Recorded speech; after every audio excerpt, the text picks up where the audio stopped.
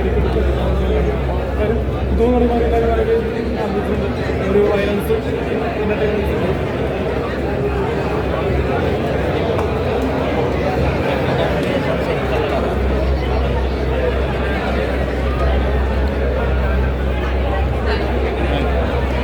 എങ്ങനെയുണ്ടായിരുന്നു സിനിമ? ഒന്ന് ക്യാരക്ടർ എങ്ങനെയുണ്ടായിരുന്നു?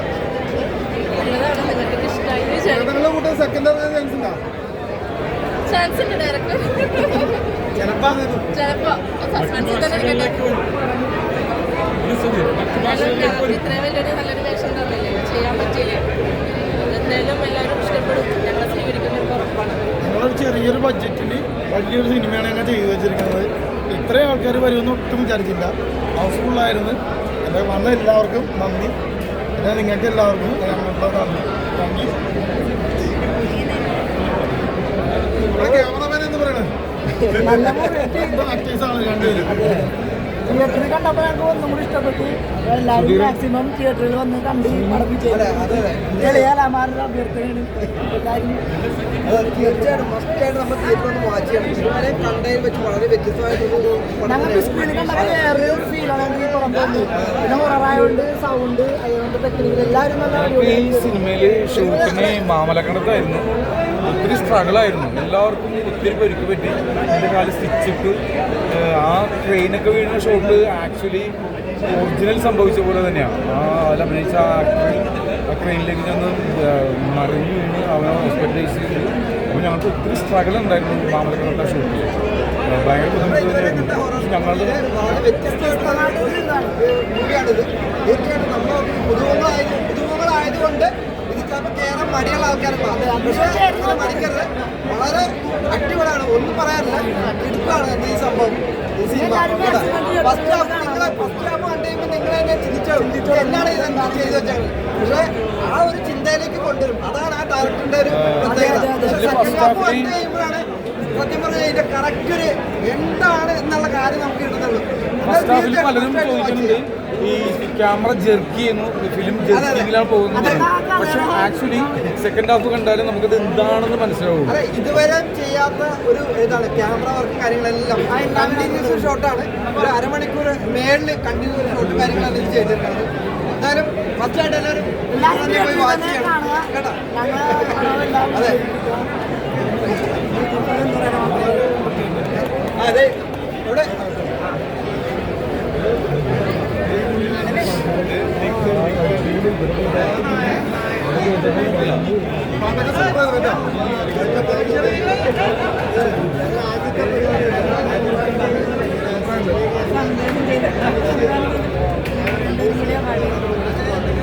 നല്ല പാട്ട് തിയേറ്ററിൽ കേട്ടപ്പോൾ നല്ല സന്തോഷം.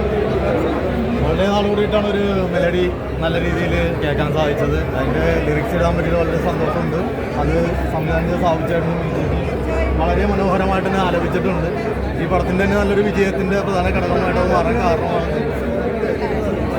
ഇത് പടത്തിനെ പറ്റി പറയുകയാണെങ്കിൽ വ്യത്യസ്തമായൊരു അനുഭവമായിരുന്നു. ഫസ്റ്റ് ഹാഫ് എന്നുള്ള ഞങ്ങളുടെ വിപരീതമായിട്ട് സെക്കൻഡ് ഹാഫ് ഒരു പടത്തിൻ്റെ അകത്ത് എന്തൊക്കെയാണ് ടെക്നിക്കൽ വരുന്ന കാര്യങ്ങൾ, മാറ്റങ്ങൾ, അതൊക്കെ ശരിക്കും പറഞ്ഞാൽ നമുക്ക് പുതിയൊരു അനുഭവമാണ്. കാണാത്ത കുറേ അനുഭവങ്ങൾ. വളരെ നല്ല ആദ്യമായിട്ട് സിനിമയിൽ പാടുന്ന പാട്ട്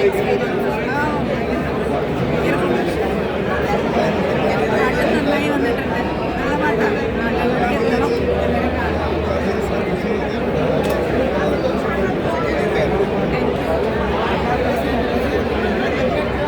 ഇത് ജോർജ് ചേട്ടൻ നമ്മുടെ സിനിമയുടെ പ്രൊഡ്യൂസറാണ്.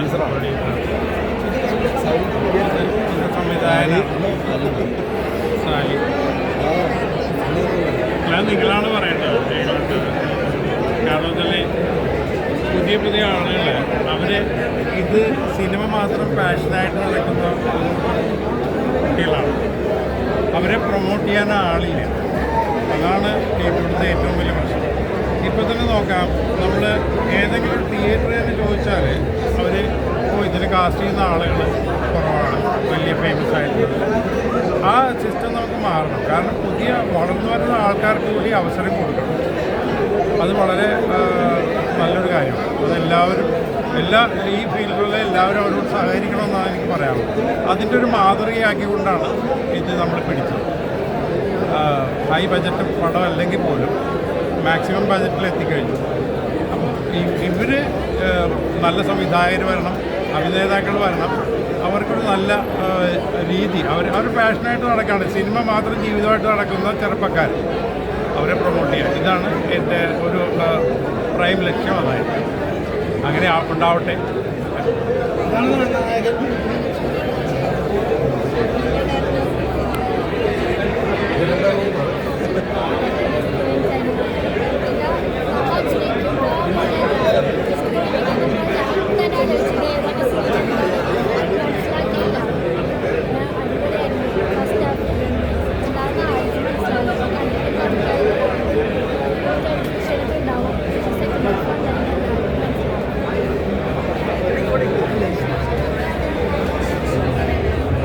സത്യം പറഞ്ഞാൽ ഞാൻ തിയേറ്ററിനകത്ത് ഇല്ലായിരുന്നു, പുറത്തേക്കായിരുന്നു. കാരണം ഇത് എൻ്റെ ഫസ്റ്റ് മൂവിയാണല്ലോ. അപ്പോൾ അതിൻ്റെതായിട്ട് ടെൻഷനും കാര്യങ്ങളൊക്കെ ഉണ്ടായിരുന്നു. പക്ഷേ പടം വിജയിച്ചു എന്ന് പറഞ്ഞപ്പോൾ വലിയ സന്തോഷമുണ്ട്. എല്ലാവരോടും നന്ദിയുണ്ട്. ഇതിൻ്റെ ഫസ്റ്റ് ഹാഫ് കണ്ടു കഴിഞ്ഞാൽ നമുക്ക് കാര്യങ്ങളൊന്നും വ്യക്തമാവില്ല. ഡീറ്റെയിൽ ആയിട്ട് വരുന്ന സെക്കൻഡ് ഹാഫാണ്. സെക്കൻഡ് ഹാഫ് വരെ ക്ഷമയോടെ കണ്ട എല്ലാവർക്കും നന്ദിയുണ്ട്. അപ്പോൾ ഇതിൻ്റെ വിജയത്തിൻ്റെ പിന്നിൽ പ്രവർത്തിച്ച നമ്മുടെ സംവിധായകൻ സുധീർ സാരി, പ്രൊഡ്യൂസർ ജോർജേട്ടൻ, അതുപോലെ ഒത്തിരി പ്രഗത്ഭരായിട്ടുള്ള ടെക്നീഷ്യൻസ് തന്നെയാണ് അത് പ്രവർത്തിച്ചിരിക്കുന്നത്. ഞങ്ങൾ മാത്രം പുതുമുഖങ്ങളുള്ളൂ. പിന്നെ സാബു കലാഭവൻ പിന്നീട് നല്ല ഗാനങ്ങളുണ്ടായിരുന്നു. ആ പാട്ട് എല്ലാവർക്കും ഇഷ്ടപ്പെട്ടു അല്ലേ? സുഹൃത്ത് കാണുമെന്ന് വിശ്വസിക്കുന്നു. അപ്പോൾ സന്തോഷം. ഇനിയും പ്രോത്സാഹിപ്പിക്കുക ഞങ്ങൾ.